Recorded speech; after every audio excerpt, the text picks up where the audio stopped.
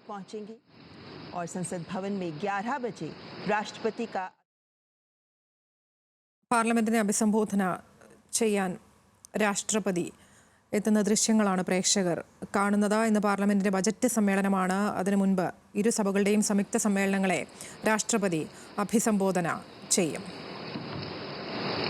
संसद का बजट सत्र जिसको लेकर पूरे देश की उम्मीदें होती हैं कि इस बार बजट में क्या मिलेगा। बजट सत्र विशेष रूप से विधायी कार्य इस सत्र में बहुत महत्वपूर्ण होते हैं और जो राष्ट्रपति का अभिभाषण होता है, चूंकि वे भी सरकार के योजनाओं की एक तस्वीर, सरकार किस तरीके से लक्ष्यों को हासिल कर रही है, देश के विकास को आगे बढ़ा रही है, उसकी एक तस्वीर प्रस्तुत करती हैं। इसीलिए राष्ट्रपति का ये अभिभाषण अत्यंत महत्वपूर्ण माना जाता है और राष्ट्रपति द्रौपदी मुर्मू संसद भवन के लिए प्रस्थान करते हैं।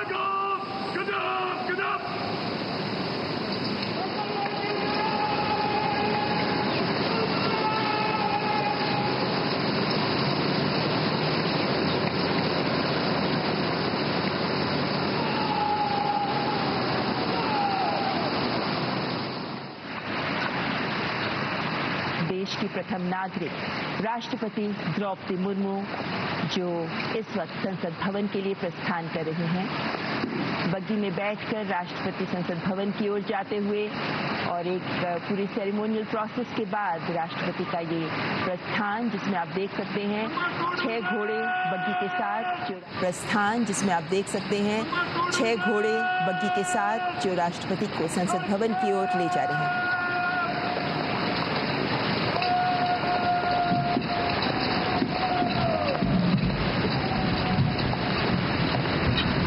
तो बता दें कि मेजर अविनाश छेत्री और मेजर सिद्धार्थ शर्मा राष्ट्रपति द्रौपदी मुर्मू के साथ बग्गी में बैठकर उनके साथ जाते हुए कुछ ही पलों में राष्ट्रपति द्रौपदी मुर्मू संसद भवन पहुंचेंगी और इस वक्त सबको इंतजार है कि राष्ट्रपति के अभिभाषण में ये कौन से महत्वपूर्ण बिंदु, महत्वपूर्ण उपलब्धियां होंगी जो जगह पाएंगी, क्योंकि अभिभाषण के आधार पर ही विपक्ष के पास भी एक अवसर होगा कि वे जब इस पर चर्चा हो तो अपने विचार सामने रखें।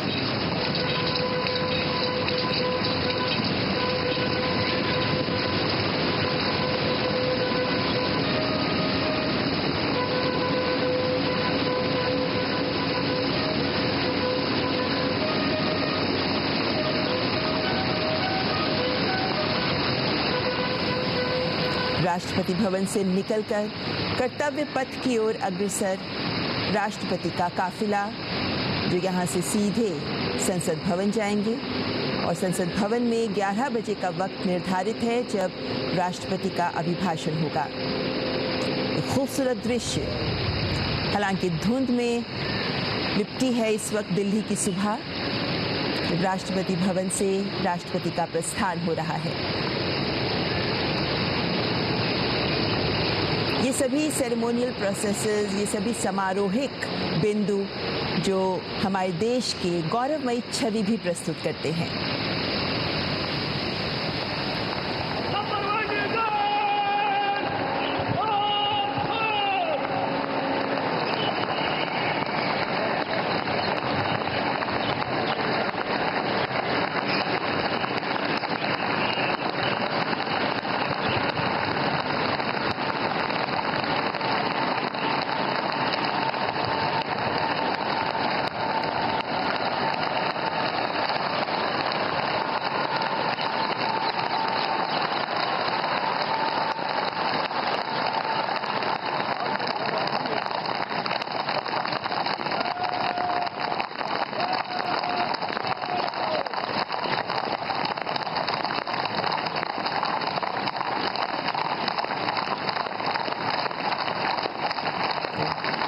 घोड़ों के साथ बग्गी में जाती हुई राष्ट्रपति द्रौपदी मुर्मू, जिनके साथ इस बग्गी में आप देख सकते हैं मेजर अविनाश छेत्री और मेजर सिद्धार्थ शर्मा उनके साथ बैठे हैं और घोड़ों की टापों के बीच एक खूबसूरत छवि प्रस्तुत कर रहे हैं ये दृश्य।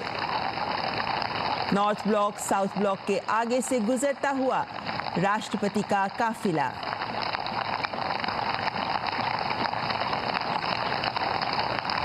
घोड़ों पर बैठे हुए राष्ट्रपति भवन के सुरक्षाकर्मी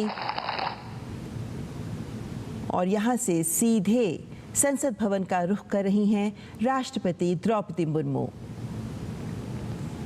भारत जब 75 वर्ष अपने गणतंत्र के मना रहा है, तब ये सभी समारोह और समारोहिक दृश्य हम सब में गर्व की अनुभूति पैदा करते हैं। प्रधानमंत्री नरेंद्र मोदी का अब से कुछ ही देर पहले जो संबोधन हुआ, वो भी इसी तथ्य को रेखांकित करता है कि विकसित भारत के लक्ष्य की ओर अग्रसर है आज देश मिशन मोड में काम करते हुए। और उससे पहले, बजट सत्र से पहले, राष्ट्रपति द्रौपदी मुर्मू का ये काफिला जो संसद भवन की ओर प्रस्थान कर चुका है, कुछ ही पलों में राष्ट्रपति का आगमन होगा संसद भवन में।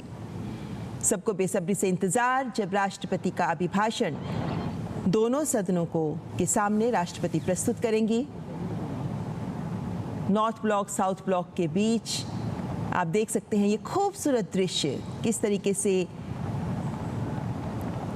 घोड़ों पर बैठे राष्ट्रपति भवन के ये कर्मी जो राष्ट्रपति के काफिले को आगे बढ़ाते हुए और राष्ट्रपति बग्घी में बैठकर संसद भवन की ओर आते हुए।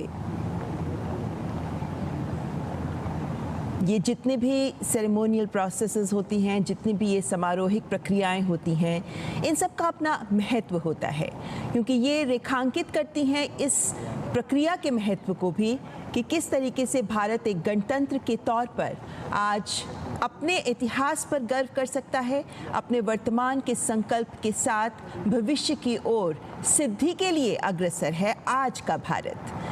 ये दृश्य जो हमें हमारे इतिहास का गौरव पर भी गर्व करने का एक मौका देते हैं, लेकिन साथ ही हमारे आज के वर्तमान के भी खूबसूरत दृश्यों को प्रदर्शित करते हैं।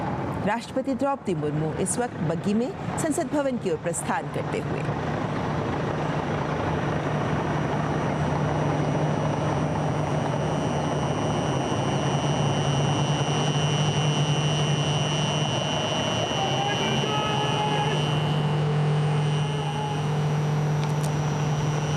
राष्ट्रपति भवन के सेरेमोनियल गार्ड्स जो इस काफिले को लीड कर रहे हैं,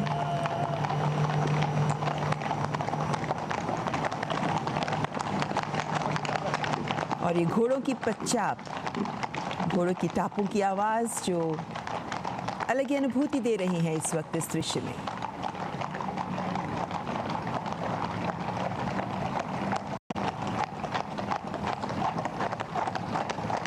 जनवरी को जब हमने പാർലമെന്റ് ബജറ്റ് സമ്മേളനത്തിന് ഇന്ന് തുടക്കമാവുകയാണ്. അതിന് മുന്നോടിയായി പാർലമെന്റിന്റെ ഇരു സഭകളെയും അഭിസംബോധന ചെയ്യാൻ രാഷ്ട്രപതി എത്തുന്ന ദൃശ്യങ്ങളാണ് പ്രേക്ഷകർ കണ്ടത്. ശ്രീജിത്ത് തുടരുന്നുണ്ട്. ശ്രീജിത്ത്, വിവരങ്ങൾ. തീർച്ചയായും രാഷ്ട്രപതി മൂന്നാം NDA സർക്കാരിന്റെ ആദ്യ സമ്പൂർണ്ണ ബജറ്റിന് മുന്നോടിയായുള്ള നയപ്രഖ്യാപന പ്രസംഗത്തിലേക്കാണ് രാഷ്ട്രപതി എത്തുന്നത്. രാഷ്ട്രപതി പാർലമെന്റിലേക്ക് എത്തുകയാണ്. രാഷ്ട്രപതി ഭവനിൽ നിന്നും പുറപ്പെടുന്നു. പരമ്പരാഗത രീതിയിൽ ഒരുപക്ഷെ സ്വാതന്ത്ര്യത്തിന് ശേഷം അല്ലെങ്കിൽ സ്വാതന്ത്ര്യത്തിന് മുൻപ് തന്നെ ഈ രൂപത്തിൽ തന്നെയായിരുന്നു ഗവർണർമാരെല്ലാവരും പാർലമെന്റിലേക്ക് എത്തിയിരുന്നത്. ആ രൂപത്തിൽ തന്നെയാണ് ആ ആചാരം, ആ കീഴ്വഴക്കം അതേപടി പാലിച്ചുകൊണ്ട് പരമ്പരാഗത രീതിയിൽ തന്നെ രാഷ്ട്രപതി ഇപ്പോൾ പാർലമെന്റിലേക്ക് എത്തുകയാണ്. 11 മണിയോടുകൂടിയാണ് നയപ്രഖ്യാപന പ്രസംഗം ആരംഭിക്കുക. ബജറ്റ് സമ്മേളനത്തിന് മുന്നോടിയായിട്ടുള്ള നയപ്രഖ്യാപന പ്രസംഗം ഒരുപാട് പ്രതീക്ഷകളോടെ രാജ്യം കാത്തിരിക്കുന്ന ഒരു ബജറ്റ് സെഷനാണ് വരാൻ പോകുന്നത്. നികുതി ഇളവുകളടക്കം ആ രൂപത്തിലടക്കമുള്ള പ്രഖ്യാപനങ്ങൾ ഉണ്ടാകുമെന്ന് പ്രതീക്ഷിക്കപ്പെടുന്ന ഒരു ബജറ്റ് സമ്മേളനമാണ്. പ്രധാനമന്ത്രി 15 മിനിറ്റുകൾക്ക് മുമ്പ് മാധ്യമങ്ങളെ കണ്ടപ്പോൾ നടത്തിയ പ്രഖ്യാപനവും ആ രൂപത്തിൽ തന്നെയായിരുന്നു. അതായത് യുവാക്കൾക്കും സ്ത്രീകൾക്കും മുന്തിയ പരിഗണന ഉണ്ടാകും, അത്തരത്തിലുള്ള പ്രഖ്യാപനങ്ങൾ ബജറ്റിലുണ്ടാകും. യുവാക്കളെ ശാക്തീകരിക്കുക എന്ന് തന്നെയായിരിക്കും ഈ സർക്കാരിന്റെ മൂന്നാം NDA സർക്കാരിന്റെ ആദ്യ ബജറ്റിലെ ലക്ഷ്യം. ആ തരത്തിലുള്ള പ്രഖ്യാപനങ്ങൾ, അതിനനുസരിച്ചുള്ള പരിവർത്തനം കൂടി ഉണ്ടാകും. അതായത് പ്രവർത്തനവും പരിവർത്തനവും ചേരുന്ന രൂപത്തിലുള്ള ബജറ്റ് പ്രഖ്യാപനങ്ങളായിരിക്കും ഉണ്ടാകുക. അതായത് സാധാരണഗതിയിലുള്ള പ്രസ്താവനകൾക്ക് അപ്പുറത്തേക്ക് രാജ്യത്തെ 2047 രാജ്യത്തെ വികസിത സങ്കല്പം, വികസിത ഭാരതമാക്കി മാറ്റിയെടുക്കാൻ വേണ്ടിയുള്ള ശ്രമങ്ങൾക്കുള്ള തുടക്കം, അതിനനുസരിച്ചുള്ള പ്രവർത്തനങ്ങൾ, അതിനനുസരിച്ചുള്ള പരിവർത്തനം, ആ രൂപത്തിൽ തന്നെയായിരിക്കും ഈ ബജറ്റിൽ മൂന്നാം NDA സർക്കാരിന്റെ ആദ്യ സമ്പൂർണ്ണ ബജറ്റിലുള്ള പ്രഖ്യാപനങ്ങൾ അത്തരത്തിൽ തന്നെയായിരിക്കും ഉണ്ടാകുക എന്ന് മോദി പ്രധാനമന്ത്രി പ്രഖ്യാപിച്ചു കഴിഞ്ഞു. എന്തായാലും അതിനനുസരിച്ചുള്ള, അതായത് സർക്കാരിന്റെ പ്രവർത്തനങ്ങൾ, നേട്ടങ്ങൾ അക്കമിട്ട് എണ്ണി പറയുന്ന രൂപത്തിലുള്ള ഒരു നയപ്രഖ്യാപനം കൂടിയായിരിക്കും ഇന്നുണ്ടാകുക എന്ന് തന്നെയാണ് ഇക്കാര്യത്തിൽ വ്യക്തമാകുക. കഴിഞ്ഞ 2 ടേമായി മോദി സർക്കാർ നടത്തി വരുന്ന പ്രവർത്തനങ്ങൾ, ആ പ്രവർത്തനങ്ങൾ രാജ്യത്തെ എത്രത്തോളം വികസനത്തിലേക്ക് എത്തിച്ചു, വികസനം രാജ്യത്ത് എത്രത്തോളം യാഥാർത്ഥ്യമായി, അടിസ്ഥാന സൗകര്യ മേഖലയിൽ എല്ലാ അർത്ഥത്തിലും രാജ്യത്തിന്റെ വികസനം എവിടെയെല്ലാം വികസനത്തെ തൊട്ടുണർത്താൻ കഴിഞ്ഞു, അതെല്ലാം അക്കമിട്ട് എണ്ണി പറയുന്ന നിരത്തുന്ന രൂപത്തിലുള്ള നയപ്രഖ്യാപനമായിരിക്കും ഇന്നുണ്ടാകുക. തുടർന്നും ഇനി വരാൻ പോകുന്ന 5 വർഷം സർക്കാരിന്റെ കാഴ്ചപ്പാടുകൾ, വികസനത്തിൽ വീക്ഷണം, സർക്കാരിന്റെ കാഴ്ചപ്പാടുകൾ എങ്ങനെയെല്ലാം ആകും എന്ന രൂപത്തിലുള്ള ഒരു പ്രഖ്യാപനം കൂടി ഇന്നത്തെ നയപ്രഖ്യാപന പ്രസംഗത്തിൽ ഉണ്ടാകുമെന്നാണ് നാം പ്രതീക്ഷിക്കുന്നത്. കാരണം എന്തായാലും സർക്കാരിനെ സംബന്ധിച്ച് സർക്കാരിന്റെ നേട്ടങ്ങൾ എണ്ണി പറയാൻ തന്നെയായിരിക്കും സർക്കാരിന്റെ നയപ്രഖ്യാപനം ഉണ്ടാകുക. ആ സർക്കാർ നയം പ്രഖ്യാപിക്കുമ്പോൾ അത്തരത്തിൽ തന്നെയാകും അതുണ്ടാകുക. രാഷ്ട്രപതിയുടെ പ്രഖ്യാപനവും അങ്ങനെ തന്നെയാകുമെന്നാണ് നാം പ്രതീക്ഷിക്കുന്നത്. രാജ്യത്തിന്റെ സാമ്പത്തിക സർവേ കൂടി ഇന്ന് പാർലമെന്റിന്റെ ടേബിളിൽ, പാർലമെന്റിന്റെ മേശപ്പുറത്ത് ധനമന്ത്രി നിർമ്മല സീതാരാമൻ വയ്ക്കുന്നുണ്ട്. അതിലും രാജ്യത്തിന്റെ സാമ്പത്തിക സ്ഥിതിയെക്കുറിച്ച് കൂടുതൽ കാര്യങ്ങൾ വ്യക്തമാകും. ഇപ്പോൾ രാഷ്ട്രപതി എത്തുന്നതിന് മുന്നോടിയായി മന്ത്രിമാരെല്ലാവരും അല്ലെങ്കിൽ MP-മാരെല്ലാവരും പാർലമെന്റിലേക്ക് എത്തുകയാണ്. ഇപ്പോൾ ഉപരാഷ്ട്രപതി ജഗദീപ് ധൻഖർ അദ്ദേഹം പാർലമെന്റിൽ എത്തുന്നു. അദ്ദേഹത്തെ സ്പീക്കർ ഓം ബിർള സ്വീകരിക്കുകയാണ് ഇപ്പോൾ. അതായത് പാർലമെന്റിന്റെ സമ്പൂർണ്ണ ബജറ്റ് സമ്മേളനത്തിന് മുന്നോടിയായി രാഷ്ട്രപതി എത്തുന്നു, ഉപരാഷ്ട്രപതി എത്തുന്നു, അവരെ സ്പീക്കർ ഓം ബിർള സ്വീകരിക്കുന്നു. അതിനുശേഷം 11 മണിയോടുകൂടി നയപ്രഖ്യാപന പ്രസംഗം നടക്കും. നയപ്രഖ്യാപന പ്രസംഗത്തിൽ സർക്കാരിന്റെ നയങ്ങൾ, BJP NDA സർക്കാരിന്റെ നയങ്ങൾ രാഷ്ട്രപതി പ്രഖ്യാപിക്കും. വരുന്ന 5 വർഷത്തേക്കുള്ള രാജ്യത്തിന്റെ വികസനം, രാജ്യത്തിന്റെ നയങ്ങൾ, രാജ്യത്തിന്റെ കാഴ്ചപ്പാട് എന്നിവയെല്ലാം ഇക്കാര്യത്തിൽ ഉടൻ പ്രഖ്യാപനം ഉണ്ടാകും എന്ന് തന്നെയാണ് നാം പ്രതീക്ഷിക്കുന്നത്. അത് വലിയ രൂപത്തിൽ രാജ്യത്തെ 2047 രാജ്യത്തെ വികസിത ഭാരതമാക്കി മാറ്റിയെടുക്കുമെന്ന പ്രഖ്യാപനം പ്രധാനമന്ത്രി നടത്തുമ്പോൾ അതിനനുസരിച്ചുള്ള നയപ്രഖ്യാപനം കൂടിയായിരിക്കും ഇന്നുണ്ടാകുക എന്നാണ് നാം മനസ്സിലാക്കുന്നത്. ആ നയങ്ങൾ വളരെ രാജ്യത്ത് BJP സർക്കാർ, NDA സർക്കാർ കൊണ്ടുവരാൻ പോകുന്ന മാറ്റങ്ങൾ, അത് ഏറ്റവും ശ്രദ്ധേയമായത് പ്രധാനമന്ത്രി നരേന്ദ്രമോദി ഇന്ന് പറഞ്ഞത്, നിർണായകമായ ചരിത്രത്തിൽ നാഴികക്കല്ലാവുന്ന ബില്ലുകൾ ഇന്ന് ഈ പാർലമെന്റ് സെഷനിൽ അവതരിപ്പിക്കും എന്നുകൂടി മോദി ഇന്ന് പറഞ്ഞു കഴിഞ്ഞു. അതായത് രാജ്യത്ത് ഈ മോദി സർക്കാർ അവതരിപ്പിക്കാൻ പോകുന്ന, അല്ലെങ്കിൽ പല രൂപത്തിൽ ചർച്ചകൾ നടന്നു കഴിഞ്ഞ ബില്ലുകൾ, ഒരു രാജ്യം ഒരു തെരഞ്ഞെടുപ്പ്, വഖഫ് ബിൽ അടക്കമുള്ള രാജ്യം പല രൂപത്തിൽ ചർച്ച ചെയ്യപ്പെട്ട ബില്ലുകളെല്ലാം ഈ സെഷനിൽ അവതരിപ്പിക്കുകയും അത് പാസ്സാക്കിയെടുക്കുന്നതിലേക്ക് പോവുകയും ചെയ്യും എന്നൊരു പ്രഖ്യാപനം കൂടിയാണ്, ഒരു ഉറച്ച പ്രഖ്യാപനം കൂടിയാണ് പ്രധാനമന്ത്രി ഇന്ന് നടത്തിയിട്ടുള്ളത്.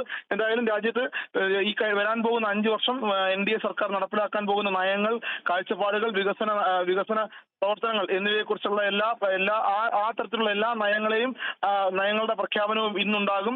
കഴിഞ്ഞ 10 വർഷത്തെ രാജ്യത്ത് മോദി സർക്കാർ, NDA സർക്കാർ നടത്തിയ പ്രവർത്തനങ്ങൾ, അതിന്റെ നേട്ടങ്ങൾ, അതിന്റെ പ്രതിഫലനങ്ങൾ, അതിനെയൊക്കെ കൂടി ചൂണ്ടിക്കാണിക്കുന്നതാകും നയപ്രഖ്യാപനം എന്ന് തന്നെയാണ് നാം മനസ്സിലാക്കുന്നത്. ഇതിലേറ്റവും ശ്രദ്ധേയമായത് സ്ത്രീകളെയും യുവാക്കളെയും ലക്ഷ്യമിട്ടുകൊണ്ട് തന്നെയായിരിക്കും ബജറ്റ് പ്രഖ്യാപനം എന്ന് തന്നെയാണ് പ്രധാനമന്ത്രിയും പ്രഖ്യാപിച്ചിട്ടുള്ളത്. എന്തായാലും പ്രധാനമന്ത്രി ആ രൂപത്തിൽ പറയുമ്പോൾ ബജറ്റിൽ അത്തരത്തിലുള്ള പ്രഖ്യാപനങ്ങൾ ഉണ്ടാകുമെന്ന് ഉറപ്പാണ്. വരാൻ പോകുന്ന ഡൽഹി